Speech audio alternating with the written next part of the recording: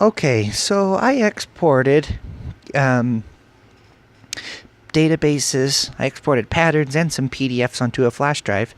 Now I've got that flash drive plugged into my computer.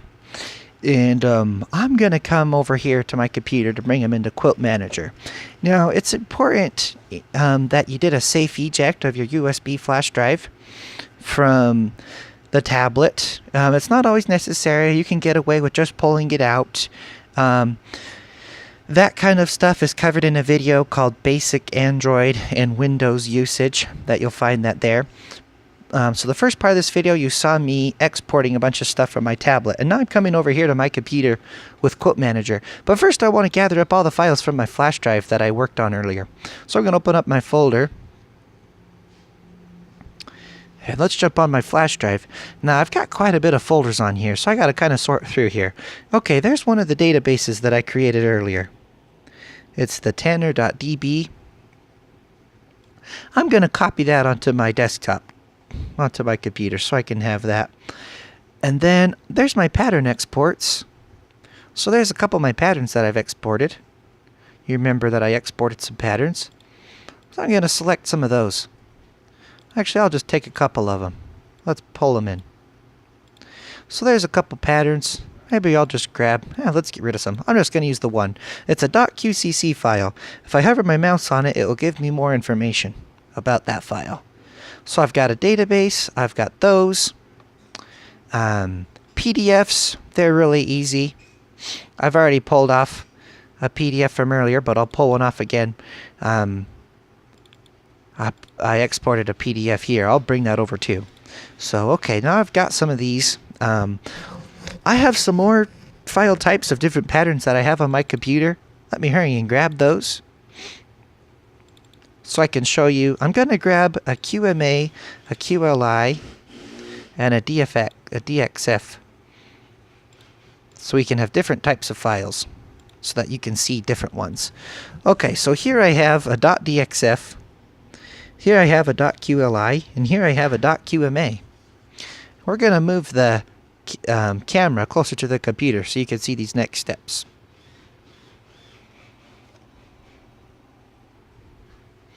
Okay, I just wanted to give you a close-up view that I do indeed have a QMA file, a QLL file, a DXF file. Here I have a QCC, and there I have a database file. Now let's go open Quilt Manager.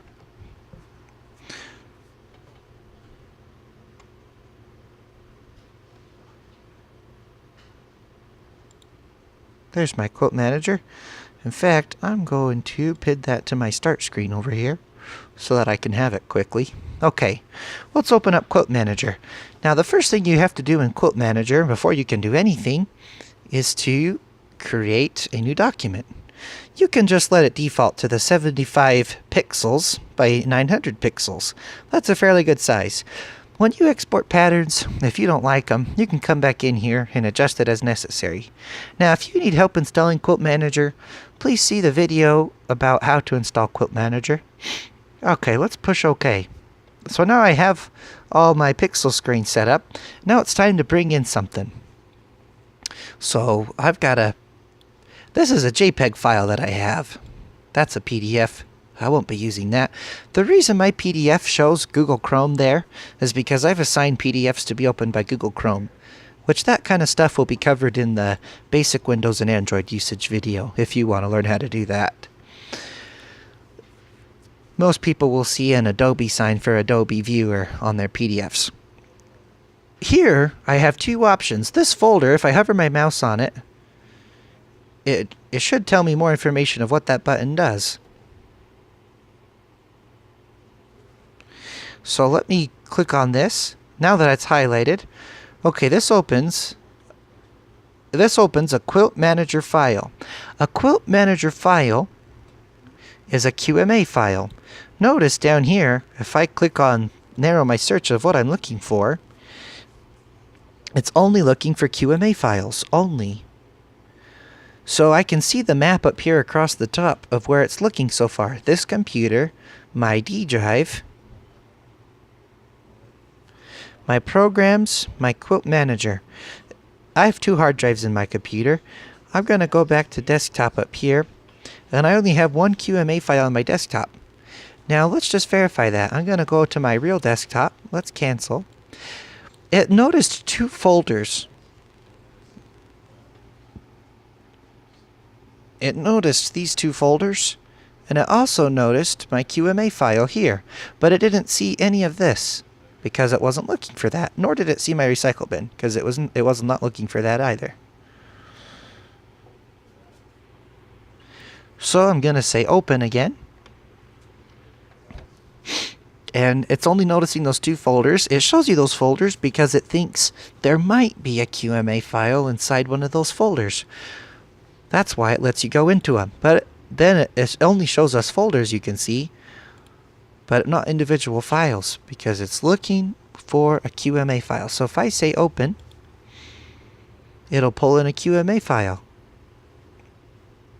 So I just opened my QMA file, which is over here. Let's get these guys closer so you can see them. Let's put them over here so you can see all the files that I have. And the two folders that you don't see in the corner, that's okay. Okay, here's all the files I'm going to be using with my Quilt Manager today. Bring him up there. Okay, I don't want to use that pattern, so I'm going to give myself a new layout. And the next thing that I'm going to go for is this time I'm going to import. I'm going to say this. Now I have two options when I click this import up here. If I hover my mouse on it, this is to import a pattern or a picture. The first thing I'm going to do is import a pattern. I have to tell it to search right here. And it remembers, my computer remembers that I went looking on my desktop last time, so it automatically went there this time. Now down here is important. I can click on here to cycle between what kind of files I'm looking for. I like to keep mine on all formats because I like to be able to see everything.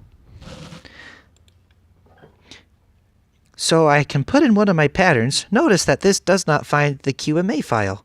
You remember right here, over here. I have a QMA file called pattern 1, which it doesn't find because importing a pattern in specific, it ignores the QMA files.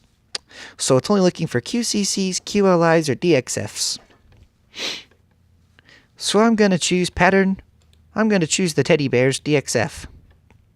And you can see that it filled it in. It knows where it's going to pull it from. And I'll say OK. And here's that. Now sometimes people have a hard time because you may have a pattern that will not work on your Butler robot. The reason for that is when we created our robot, it works on the old type DXF files. And some certain file types used to be created in a different way. Here's a DXF. So if a file's not working in your robot, you should come put it into Quilt Manager like I just did. Import it. And then when you go to save it, there you'll have a save option here. You can choose.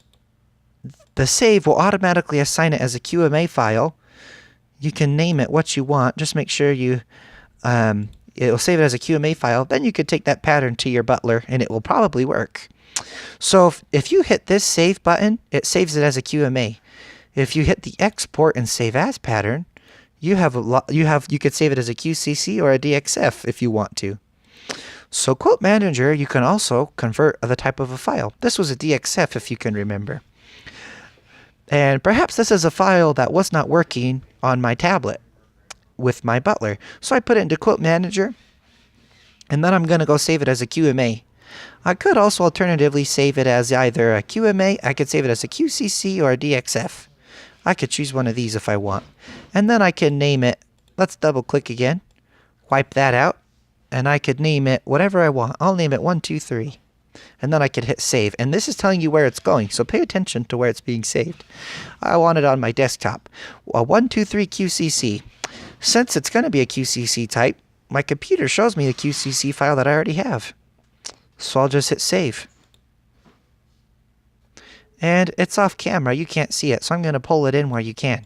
So there's my new file that I just brought in. So that's how you save your work that you've done. Okay, let's make a new area. Now I'm going to import a pattern from a database. Now this is stuff that I've had from before, so it's showing up. But if I go over to import, select a database to import down here. Now remember, I have a database that I brought from my tablet. It's right here, tanner.db. That's a database. I'm going to go look for it. I'm going to hit desktop, and there's tanner.db. That's my database that I got from my tablet. And now all of the patterns, those are my Ambright patterns. All of the patterns from my tablet are on here that I just imported a new database. Look at all these patterns that I can bring into Quilt Manager and play with them. These are all these patterns that I got from my tablet, from that database that I got earlier. And I did that by simply importing. I selected a database. Then I look where it's going to pull from, and I tell it where it's supposed to find it. And then I looked for the desktop up here. There's my database. Whoops, and I pushed open. And I can tell right here that it's looking for database files. Now I am using Windows 10. All of the windows are similar enough that you should be able to navigate yourself around okay. Okay, that's the gist of Quilt Manager. The last thing that I'll show you is importing an image. So I'm going to import a pattern or image from a file. Now remember, this lets me pull in individual patterns, or it looks for images. Now I told my computer to look for all formats that it possibly could see. I like being able to see all of them. If you've got a bunch of stuff and you want to narrow it down to, hey, I remember I had a QCC file, it'll kind of start narrowing your search to, I know it was a QCC file that I wanted to work with.